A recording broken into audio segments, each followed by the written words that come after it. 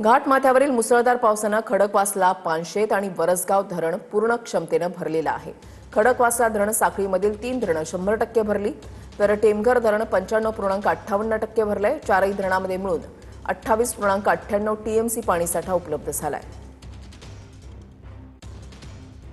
प्रदीप कापसे आमचे प्रतिनिधी या संदर्भातली अधिक माहिती देतील। प्रदीप, आपण पाहतो की पुणे शहराला पाणी पुरवठा करणाऱ्या चारही धनसाखळी क्षेत्रामध्ये गेल्या 8 दिवसांमध्ये पावसाची जोरदार हजेरी पाहायला मिळालेली होती आणि आपण पाहतोय की खडकवासला धरण जे आहे पूर्ण क्षमतेनं म्हणजे 100% भरलेलं आहे। गेल्या 4 दिवसांपूर्वी धरण क्षेत्रामध्ये जो जोरदार पाऊस होत होता त्यामुळे जवळपास 40,000 क्युसेक वेगानं पाणी जे आहे ते धरणामधून सोडण्यात येत होतं। मात्र आता हा विसर्ग कमी करण्यात आलेला आहे। मात्र आपण पाहतोय की धरण जे आहे ते पूर्णपणे 100% क्षमतेनं भरलेलं पाहायला मिळतंय। दुसऱ्या बाजूला वरसगाव धरण जे आहे ते सुद्धा 100%वरती पोहोचलेलं आहे। पुणे शहराला पाणी पुरवठा करणारी ही धरणं जी आहेत ते अतिशय महत्त्वाची आहेत। मात्र या धरणांमध्ये पाणीसाठा जो आहे तो 100%वरती पोहोचल्यामुळे पुढच्या वर्षभराची पाण्याची चिंता जी आहे ती मिटली असंच म्हणावं लागेल। मात्र आज सुद्धा पावसाचा मुसळधार इशारा जो आहे तो घाटमाथ्यावरती देण्यात आलेला आहे।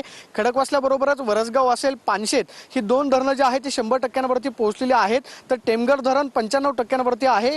पवना धरण जे आहे ते 99%वरती पोहोचलेलं आहे। मात्र आपण पाहतो की सध्या धरण क्षेत्रामध्ये पावसाची विश्रांती जी आहे ती आपल्याला पाहायला मिळते। गेल्या 8 दिवसांपासून जोरदार पाऊस जो आहे तो धरणसाखळी क्षेत्रामध्ये होत होता आणि त्यामुळे ही धरणं जी आहे ती पूर्णपणे 100% क्षमतेने भरलेली आपल्याला पाहायला मिळतात। धन्यवाद प्रदीप दिलेल्या सविस्तर माहितीसाठी।